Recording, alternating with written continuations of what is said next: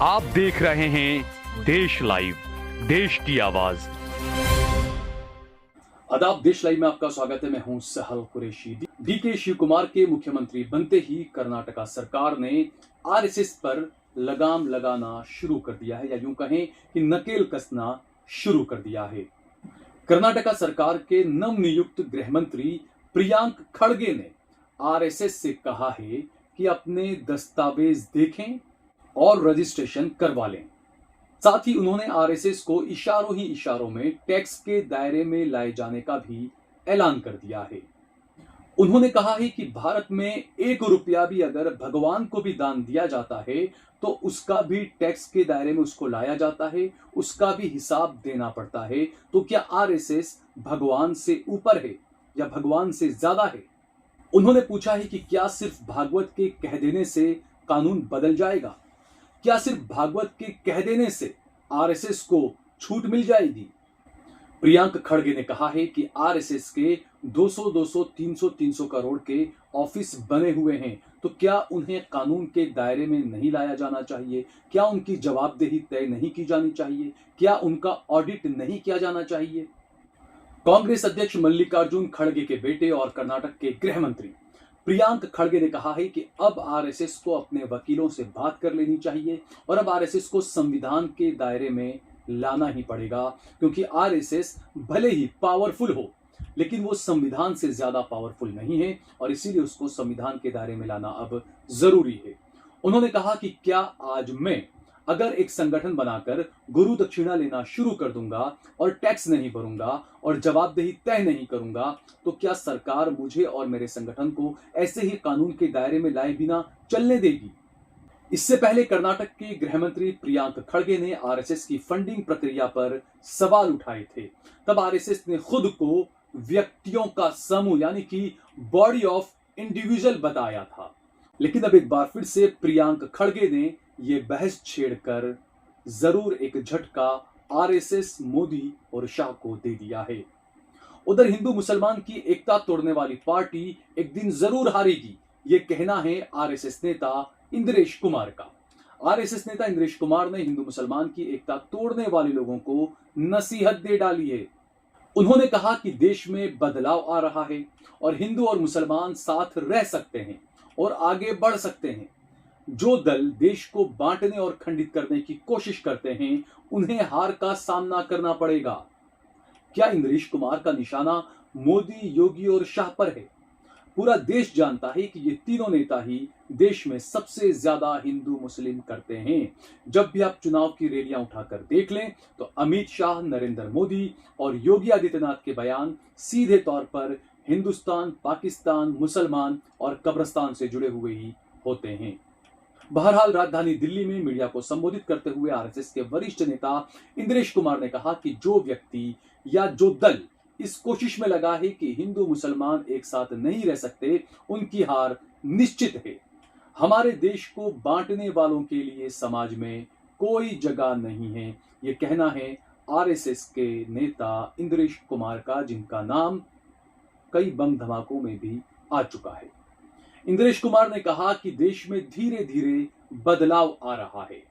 युवाओं में यह भावना जागृत हो रही है कि यदि हम शिक्षा को राष्ट्रीय प्रगति की ओर निर्देशित करें तो हम एक बेहतर राष्ट्र, एक बेहतर हिंदुस्तान का निर्माण कर सकते हैं। इंद्रेश कुमार ने कहा कि जो लोग या दल देश को बांटने और खंडित करने की कोशिश करते हैं उन्हें एक दिन अवश्य ही हार का सामना करना पड़ेगा। उन्हें जनता एक दिन जरूर सबक सिखाएगी। आपको बता दें कि इंद्रेश कुमार आरएसएस के एक वरिष्ठ अखिल भारतीय कार्यकारिणी के सदस्य और प्रमुख प्रचारक हैं।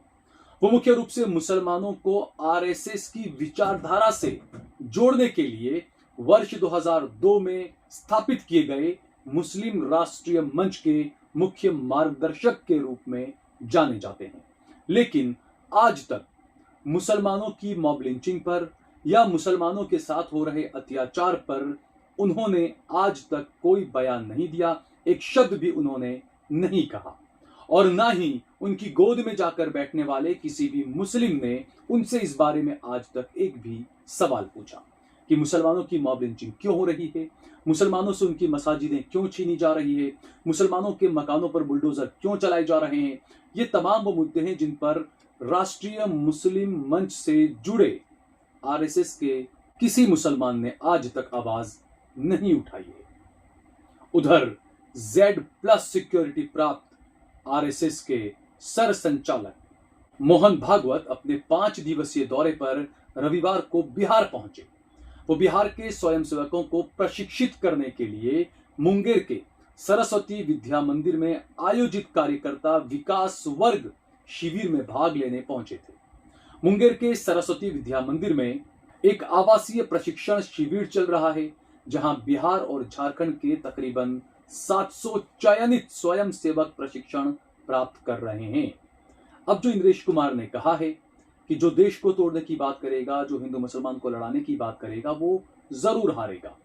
क्या इंद्रेश कुमार को ये नहीं पता कि देश भर में आरएसएस की शाखाओं में मुसलमानों के खिलाफ जो नफरतें भड़काई जाती है, उसके कई सारे वीडियो वायरल हैं।